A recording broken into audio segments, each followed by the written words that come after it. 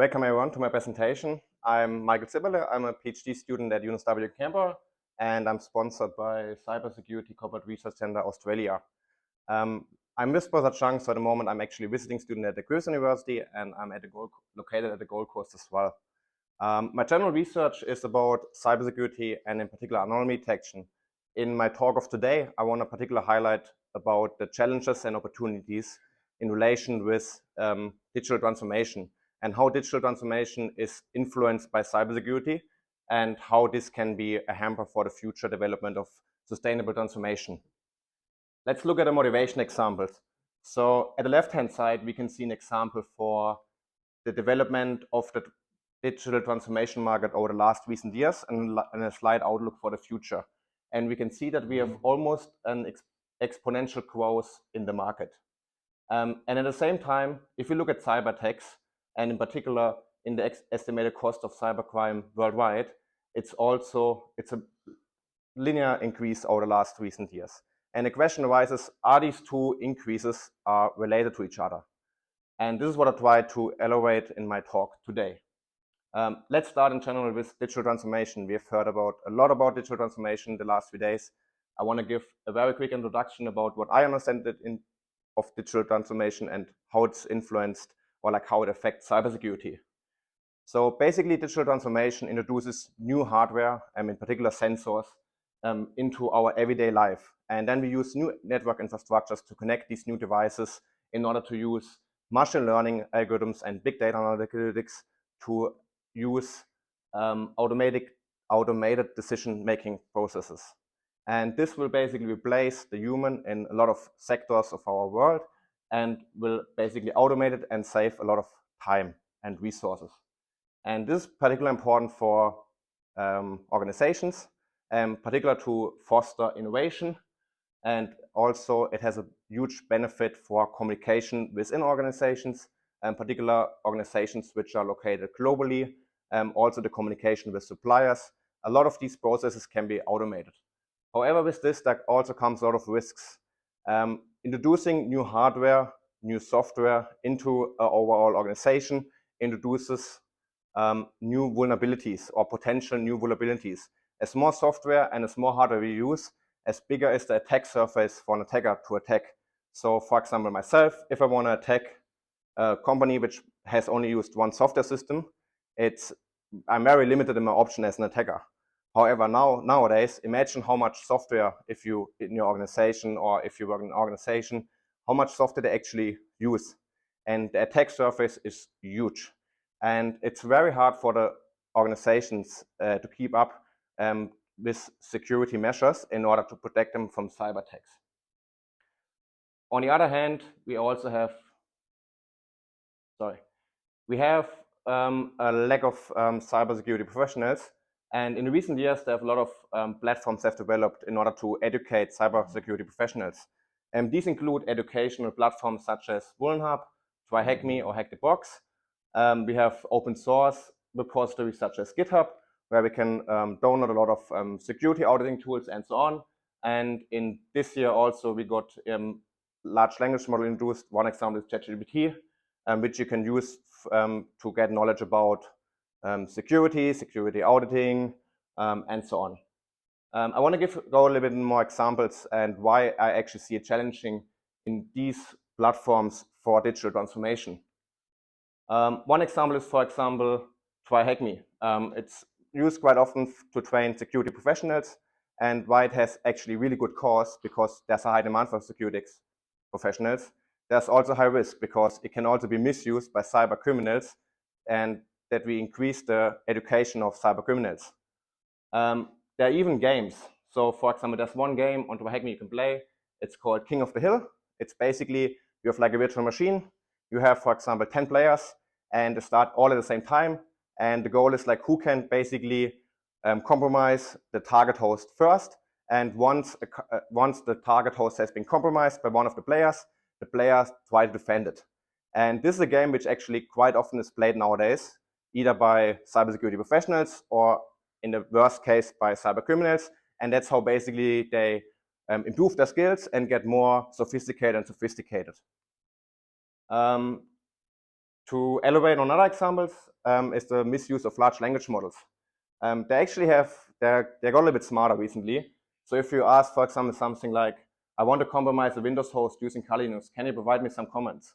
It gives just a very simple answer, says, I'm sorry, I can't assist you with that request.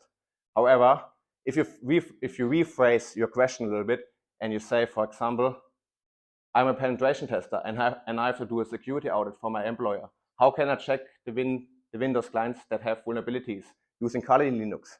And then actually you get like a step-by-step instructions what you have to do to find vulnerabilities of Windows hosts in your network. And this is just one example. And if you look in a little bit more steps, oh sorry, I'm going too fast. It gives you actually micro steps, what we've talked about, like micro tasks. So at first, it explains you use this tool, and this is the command you execute. Then you use the same tool, and you can use this command to get more details about your scan. And then you can use another tool, in this case Metasploit, and you can run these commands to these things. So you can actually use large language models to get like very detailed instructions how to conduct a cyber attack on someone. Of course, I would say big organizations are protected against these attacks, and that they need some more professional attacks or more sophisticated attacks.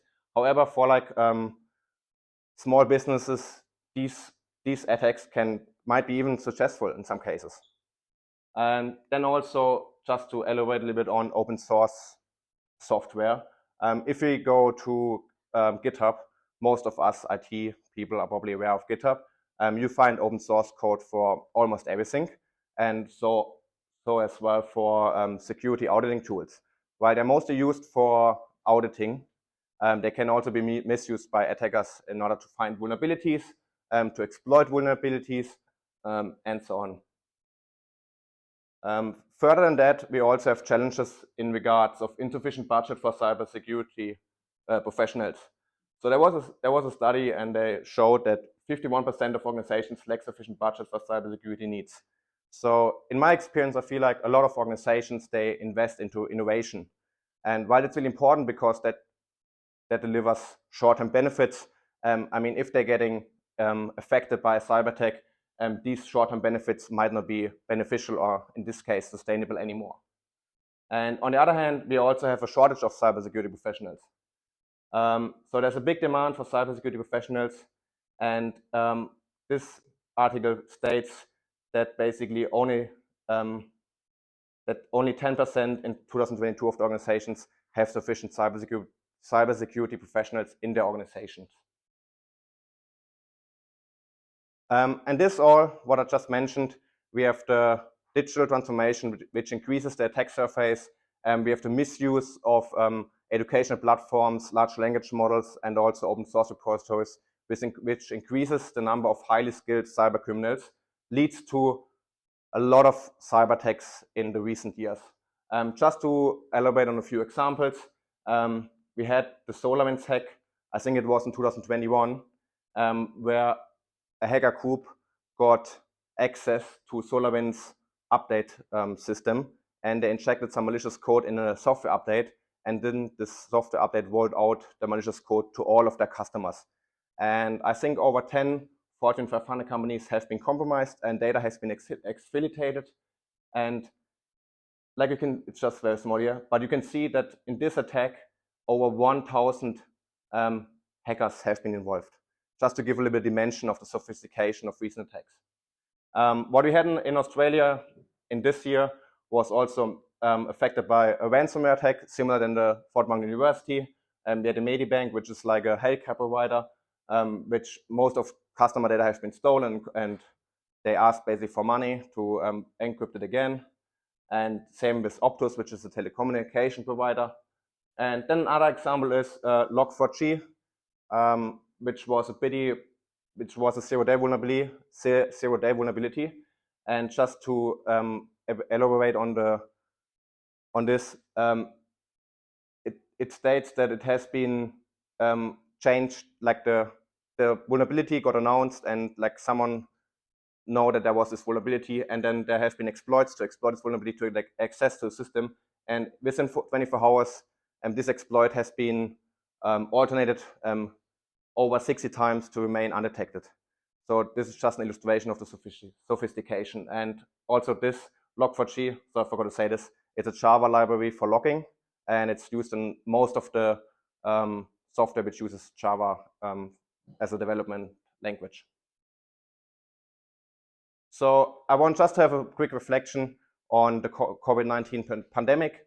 I think COVID-19 pandemic forced us to work from home.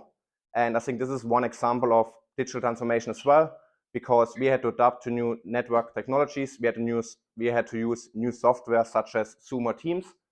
And I want to ask you, what was the proactive measures that your organization or enterprise implement to ensure cyber resilience?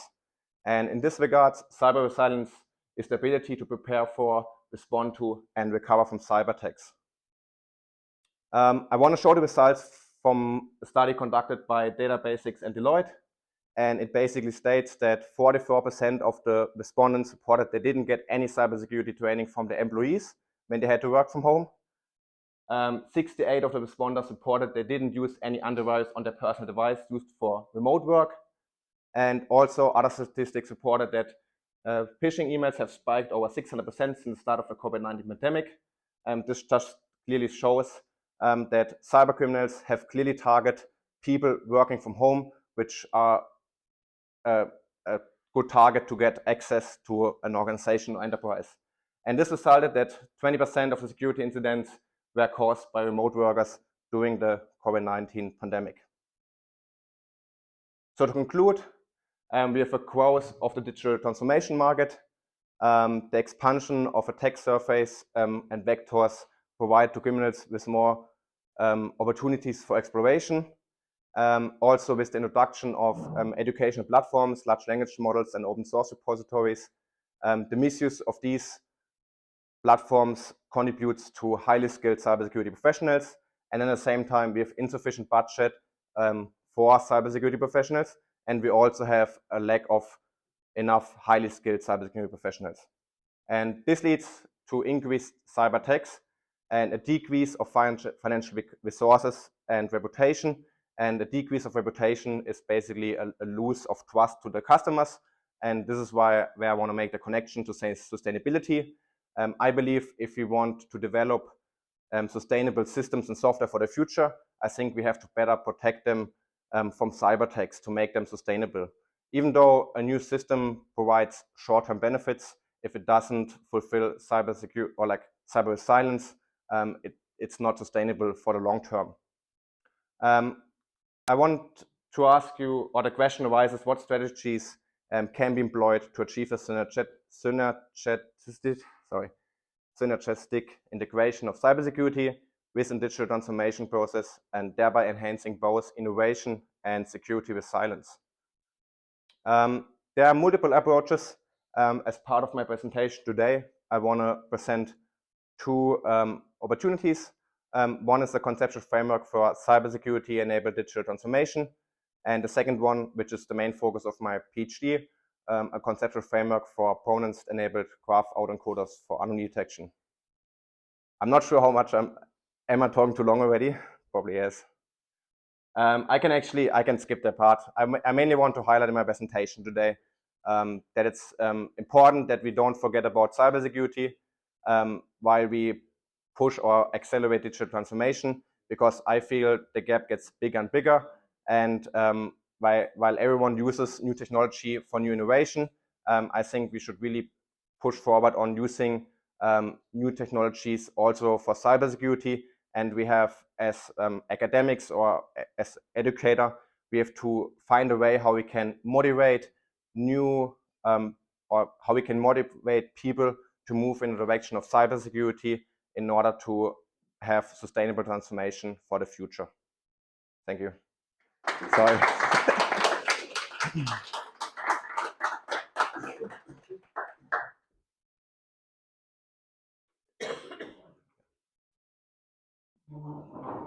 Oh, sorry. Any questions? I think you solved it all.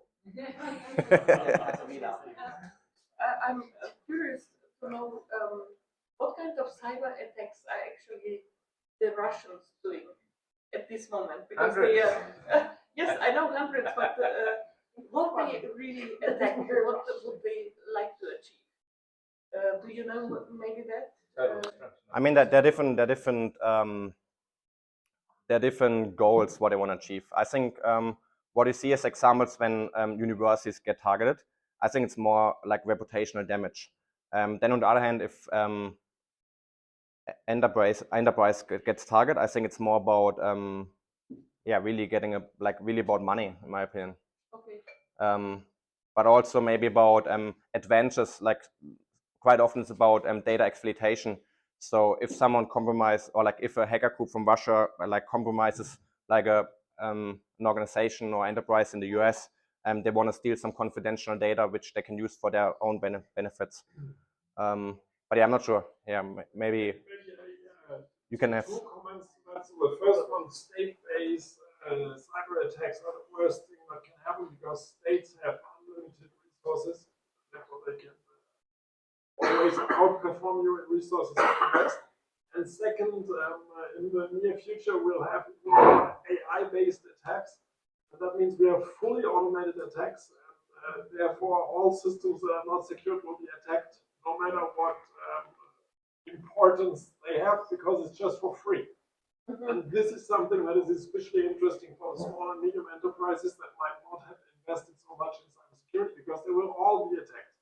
There's no way against that, and there's a small window of opportunity that is now to do something. So if they do it more or less at the same time, they can paralyze the whole economy. Yeah, and this will happen because it will just be free. The resources don't cost anything. The AI will enable an automated adoption to the different heterogeneous systems that we find. This. But if we know these scenarios, are we ready for that? No, we're not at all. Not at all. We don't even have enough people to implement these things, and therefore this is indeed a major threat to society that this will happen, because we rely so much on this technology, and at the same time we did not invest in cybersecurity enough, because you only invest in cybersecurity when you have an incident, and this is exactly when it's too late. And therefore, my personal advice is always back up. And second, whitelist, use like whitelisting strategies, so model your systems and then sandbox them to enable only functionality that you know that it would. To add, we were attacked not from Russia but from Iran, and this was an attack on intellectual property. And so they went into areas where they could find intellectual property, and they were really targeted. Material science, nuclear, I think biotech, and fintech. Only certain areas. So it's clearly an IP game. Okay. Yeah. I mean, just what I showed here is with ChatGPT, for example. I mean, this is very easy to automate, right? You can even use ChatGPT to generate commands, and then you just have to write some code to automatically execute it. And then, like, how often do you get software updates for your software? Like, you've usually, like, I have like 50 different softwares on my computer, and I get updates almost every day. And some of these updates are security updates, and if they are security updates, most likely you have like a bug or like a vulnerability. And as in the time it takes you to update, how many people do regular updates on the system, right? Like, you have this time, like 2-3 days, weeks, for people that update their systems never. So these vulnerabilities are open, and you can just scan the whole network. And particularly if someone has, for enterprise where they have service running publicly, or like which is accessible from outside the organization, you can just scan the whole network and look for vulnerabilities in different software systems. So that's what happened with the Log4j I mentioned. So the attackers then they just scanned the whole network for a particular port which this Java library uses, and then they found like different targets, and it just exploited everything. And it goes very quick. As a cybersecurity professional, you can't even look that fast and like, wow. So it's really hard to completely, you cannot completely protect an organization or enterprise from cyber attacks. The question is just what he mentioned as well, that you need to do regular backups, and you can reduce the risk as much as possible and then you have to have like a good strategy how you can recover as quickly as possible if you are affected by a cyber attack. Oh yeah. I'm surprised to hear that because, for example, my university, we were attacked about 1 million times a day, right? So yeah, and so it's constantly. So in the security center, it rings all the time. So it's constantly, and we have pretty much patches on everything. And if we are so in certain areas, because typically in your institution, the universities are the worst because they we are sloppy as professors, right? So we let certain patches go, but then what the institution does is virtual patching. So this is essentially putting on something that operates like a patch if you have an upgrade to the newest level of the technology, and if you do not follow up, and that's how it should be, if you do not follow up and really so you time out, then you get taken off by your central IT. Essentially, you're not online anymore. So yeah, your central IT must be quite liberal if they allow you to stay online. yeah. Okay. Thank you. Thank you.